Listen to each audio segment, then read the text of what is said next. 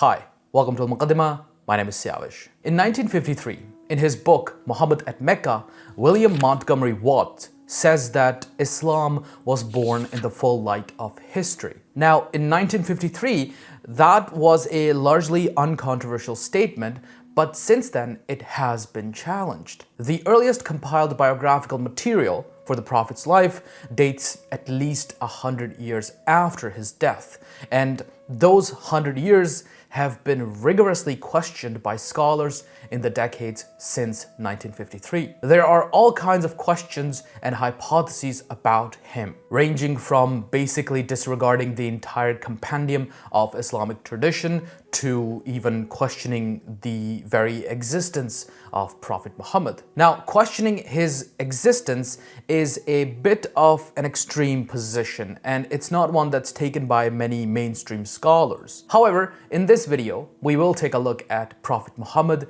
as a historical subject and answer two questions about him. First, did Prophet Muhammad exist? And second, was Muhammad just another name for Jesus?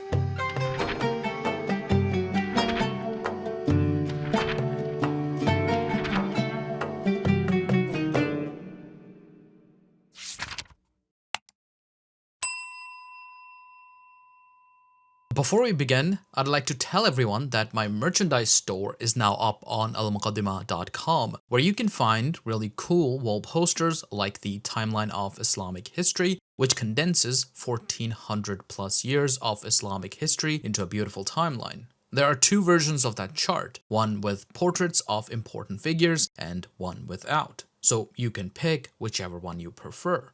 We also have a map of the fall of Al-Andalus, which shows, century by century, how Muslim empires lost ground in Spain and Portugal until their eventual collapse on the Iberian Peninsula.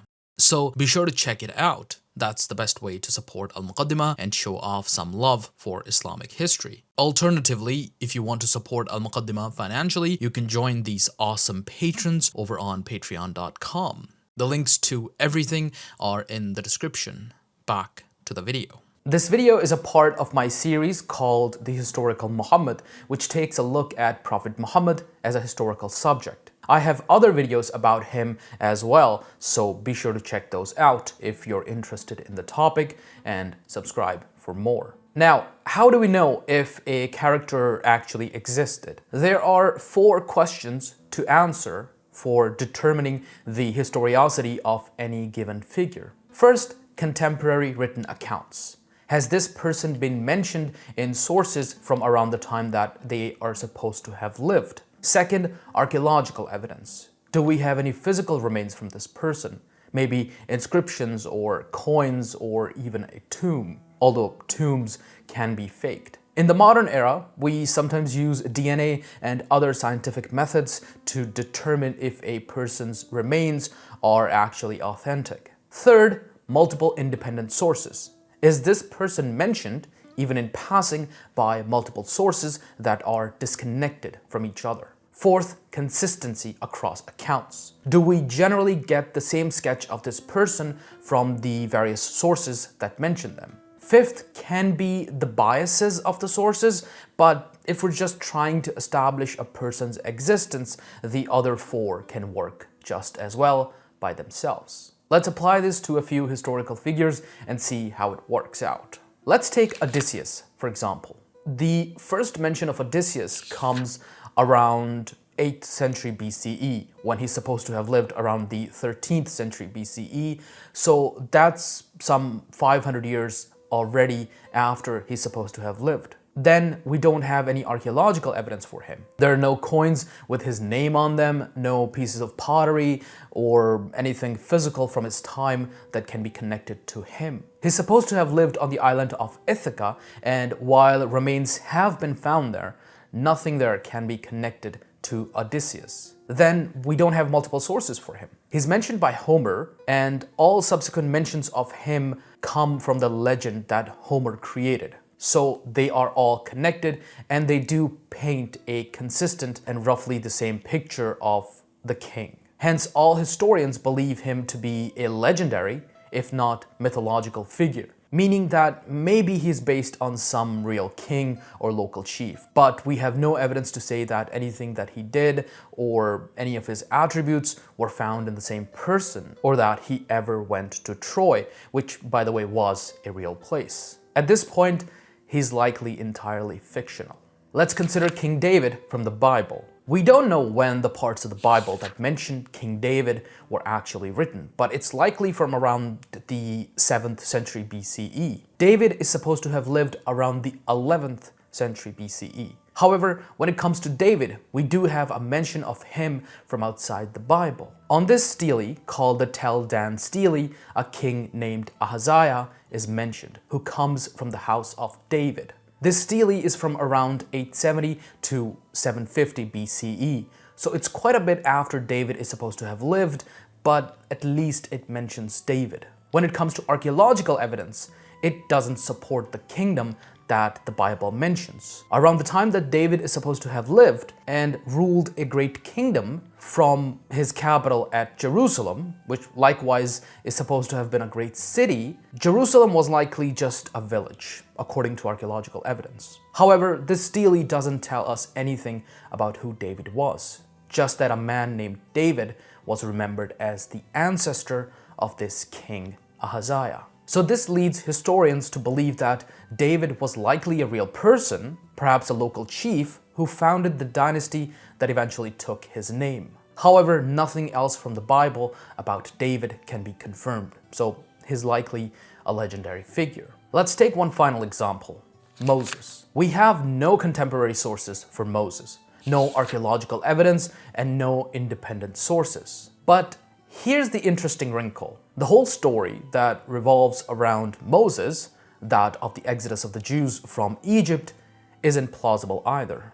It simply couldn't have happened. According to Exodus 12:37, there were at least 600,000 men who left. Those are just men, not counting women or children. If we assume the same number of women and some random number of children, we get around 1.5 million Jews who left Egypt. The entire population of Egypt around the time that the Exodus is supposed to have happened, around 1200 BCE, was 3 to 4 million. Imagine a country, 40% of whose population leaves overnight. Imagine the economic wreck that would cause. It would be like a real-life snap by Thanos from Avengers Infinity War. Even in those movies, we can see the devastation brought by the disappearance of 50% of the population. Although they really should have made more movies about that. They really screwed the pooch on that one. There could have been a lot more interesting movies about that time period. Just missed opportunity. Egypt was a highly organized society that kept records. We find nothing to suggest that 1.5 million people suddenly left Egypt. Then we have these 1.5 million people wandering in the desert for 40 years and settling in modern-day Palestine. They must have left some impact. 1.5 million people. That's an entire Philadelphia's worth of people. What were they eating in the desert? Where were they living? Where were they pooping? How did they leave no evidence? How about when they arrived in Palestine? Imagine any country taking in 1.5 million people overnight today. Even the richest country in the world would struggle to house and feed 1.5 million people in one night. Canada's population grew by 3 million in 3 years, and my stupid rent went through the roof. So it's simply not possible based on the evidence that we have. Hence, Moses is likely a mythological figure, or at least a legendary figure. And the Exodus, if it even happened, was a very small event. Some kind of emigration of Semitic people from Egypt, which we do have some evidence for, but nothing even remotely on the scale that's mentioned in the Bible. Now let's take Prophet Muhammad. Do we have any contemporary sources for him? Well, yeah, kinda. The Prophet is supposed to have passed away in 632 or 634 CE. The discrepancy comes from the conversion of the Islamic Hijra calendar to the Gregorian calendar. 632 is usually the date that's accepted, and it's the one that I stick to on my channel. However, there's a non-Islamic source called the Doctrina Jacobi that mentions a prophet who has appeared among the Saracens or the Arabs. So this is a very near contemporary, if not contemporary source that mentions a prophet among the Arabs. For a man who lived on the periphery of civilization, this is as good as it could get. Here, it also says that the prophet claims to have the keys to paradise. We'll come back to that in a minute, but keep that in the back of your mind. Then we have a manuscript that mentions the prophet by name in 637 CE. So that's just 5 years after the prophet is supposed to have passed away. It mentions the Arabs of Muhammad. We have another mention of the Arabs of Muhammad in 640 as well. So this checks the first and third parts of the criteria. So far, we know that there was a man named Muhammad who lived at some point around 634. After all, he's being mentioned as a figure in 634, and who claimed to have the keys to paradise and whose followers then invaded Syria and Palestine. Now, do we have any archaeological evidence for the Prophet Muhammad? Not quite in the way that we have for some other figures. For certain kings and leaders, we have inscriptions or rock carvings mentioning them and something that they did.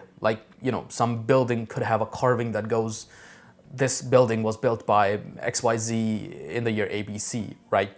We don't have evidence like that for Prophet Muhammad, but we do have coins from 687 that mention him. And then his name is on the Dome of the Rock in Jerusalem, and then a gravestone in Egypt.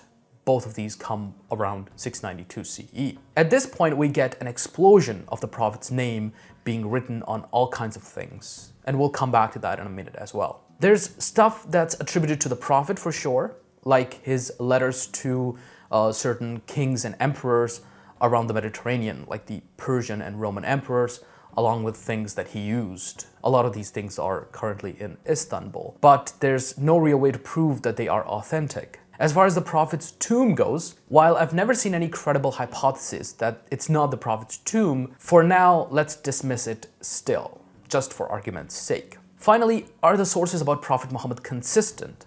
Well, yeah. Dr. Rina Jacobi mentions the Prophet claiming to have the keys to paradise, meaning that he is a source of redemption for his followers, and that's certainly what the Quran tells us. His story is also very plausible. It takes place in a very real place and a very real setting. We find it to be consistent with what we know about his surroundings, such as Arabia in late antiquity from other sources. Additionally, the prophetic tradition was still quite alive in the Middle East during late antiquity, so a prophet appearing among the Arabs wouldn't be implausible. So we can say with certainty that there was a man named Muhammad who claimed to be a prophet and who claimed to hold redemption for his followers around 634 or so. That is the view of most scholars. Even the most critical scholars do believe that Prophet Muhammad did indeed exist. Now, there are those who claim that Prophet Muhammad didn't exist and that Muhammad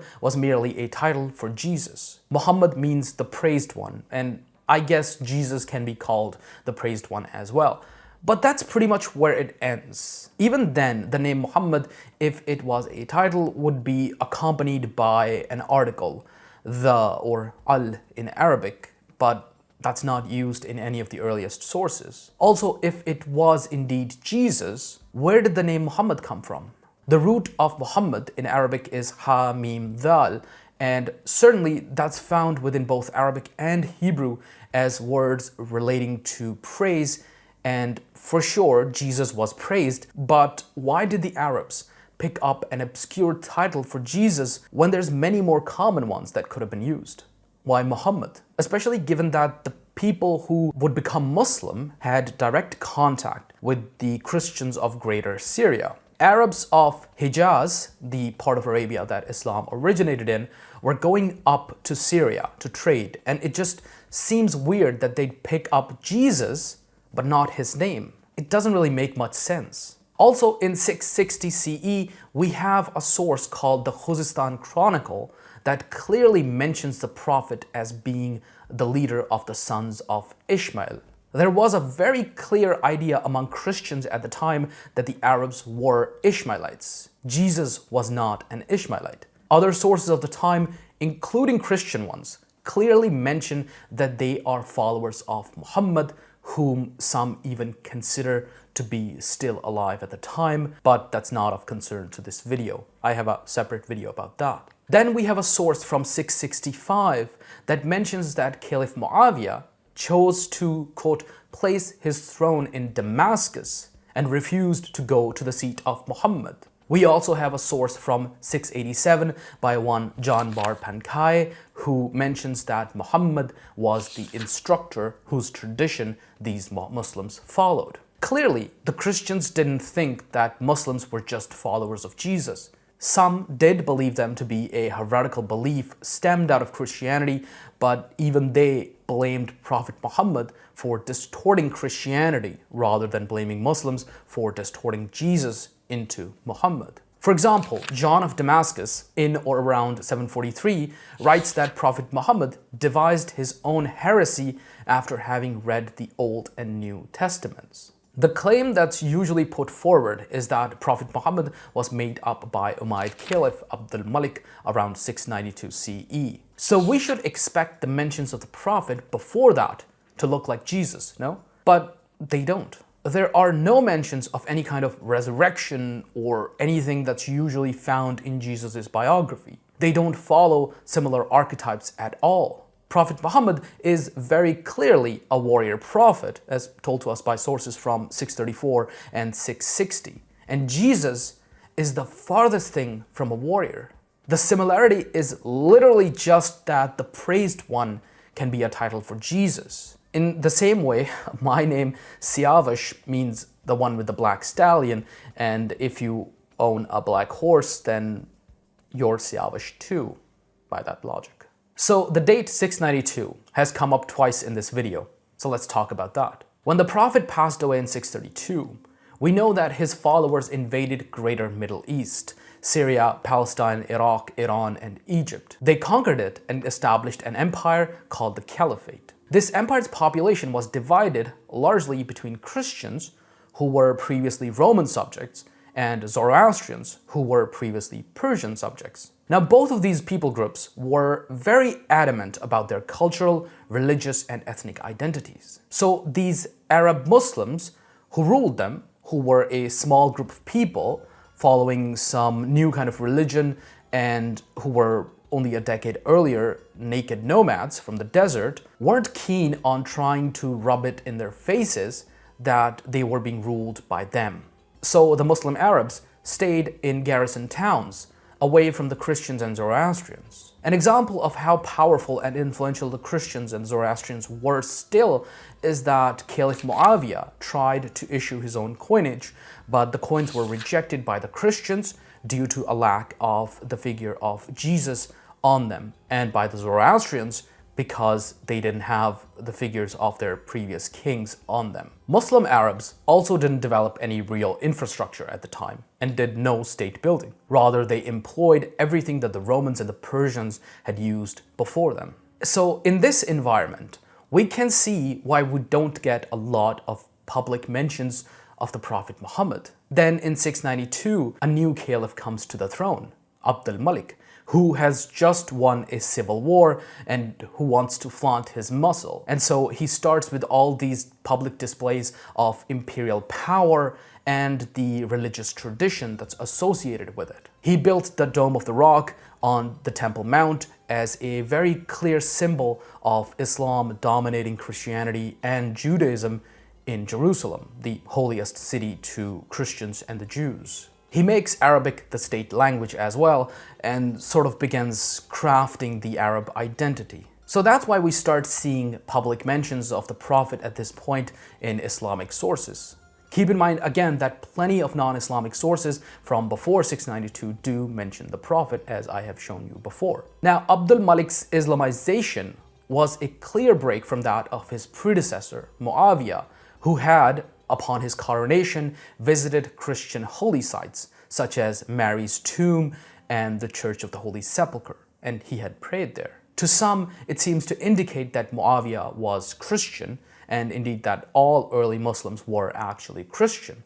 But that's really not enough evidence to suggest anything of that nature. Muslims see themselves as part of the Abrahamic tradition, and Jesus is very much a venerated and beloved Islamic prophet. He's mentioned in the Quran some 20 times. Additionally, Muawiyah was just coming out of a civil war where he had been supported by Christian Syrians, and Syria was his power base. He was also married to a Syrian Christian woman, so he wanted to appease them. And those visits were a way for him to tell them that he respects their religion and that his new religious tradition is not supplanting Christianity. He also tried to make himself look like Christianity's new defender, given that he and his people had defeated the Byzantine Empire. So in this context, it just doesn't look like Muawiyah or any other early Muslims thought of themselves as Christians. So in the end, most scholars do believe that Prophet Muhammad existed, and his story, if you disregard some of the fantastical elements, is entirely plausible. There's no shortage of evidence that supports his existence, and there's no virgin birth or resurrection or even a sacrifice here.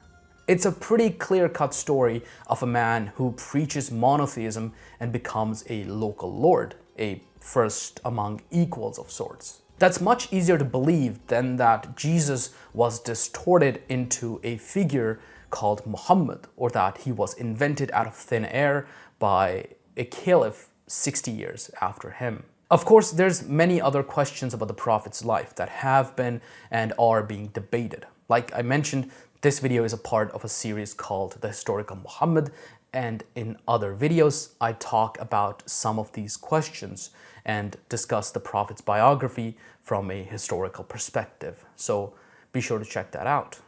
See you next time. Don't forget to subscribe and press the bell icon. On the screen right now, you can see the names and tiers of the patrons. You can join them by pledging $1 or more to support the channel. Thank you for watching.